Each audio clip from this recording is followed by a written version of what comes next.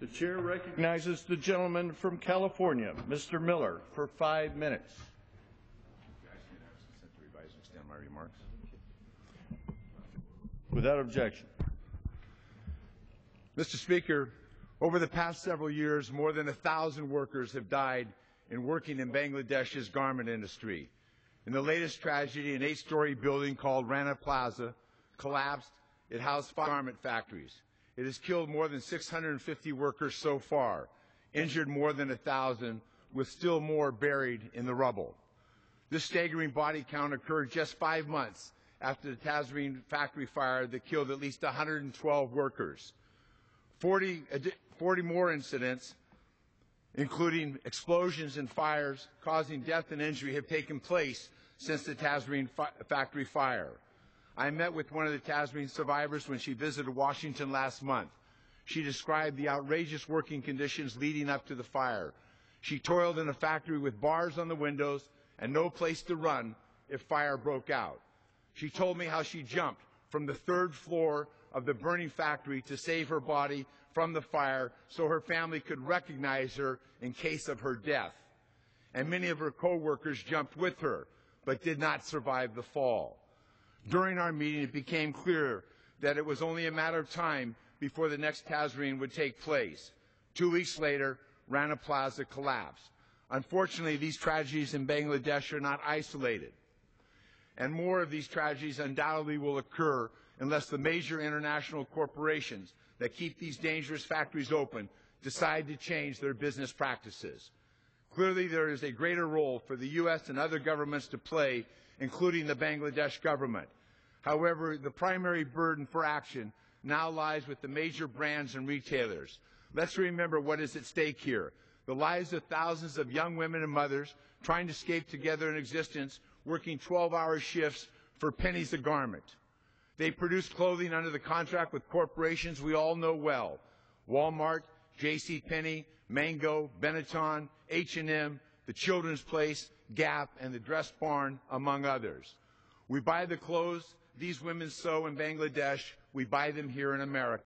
Unfortunately, these young women are caught working in a garment industry that pits supplier against supplier, country against country, in a race to the bottom, a calculated race to the bottom.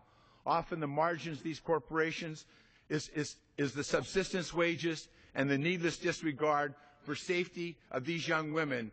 That is the subsidy they receive: low wages and unsafe working conditions for the workers that produce these garments.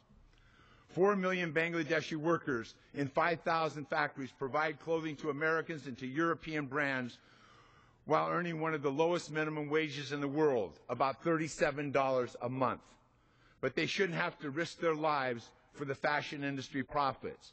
These young women are forced to work in factories that are overtaxed electrical circuits, unenforced building codes, and premises without firefighting equipment and adequate exits, and in most cases, the exits are chained closed.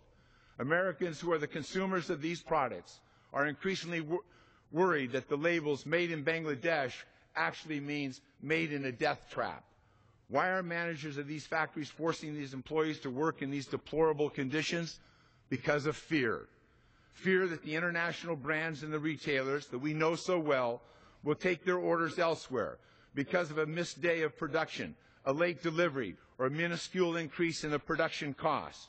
The brands know this. That's why I believe that they bear the ultimate responsibility for the horrendously unsafe working conditions in Bangladesh and elsewhere.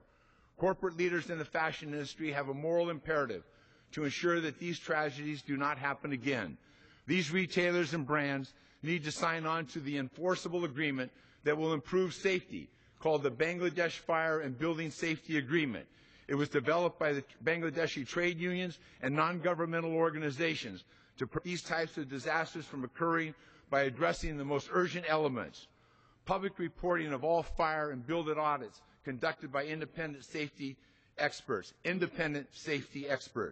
mandates that factory owners make timely repairs, an obligation for the brands to terminate a contract if a factory defies the responsibility to keep workers safe, the right for workers to refuse unsafe work without retribution, to be able to refuse work without being fired, being penalized, and a union access to factories, among other labor protections, so they can see for themselves what are the working conditions on any given day. To make this work, these commitments must be contained in an enforceable contract between the brands and the worker representatives, because it is the workers' lives that are on the line. The holding companies of Calvin Klein, Tommy Hilfiger, Van Heusen, and Izod has signed on to this agreement already, and a major German retailer has signed on as well. Others are now meeting in Europe to discuss its provisions. I applaud these efforts toward corporate responsibility.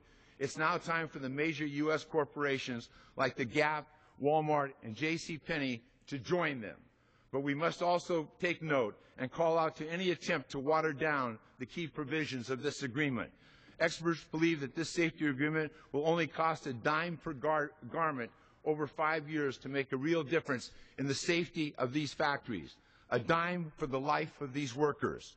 A major global brands now face a choice. They can attempt to wait out the storm and go back to business as usual and continue their race to the bottom, or they can chart a different course that includes healthy profits without a human death toll by signing on to an enforceable safety agreement. I yield back the balance of my time. The gentleman's time has expired.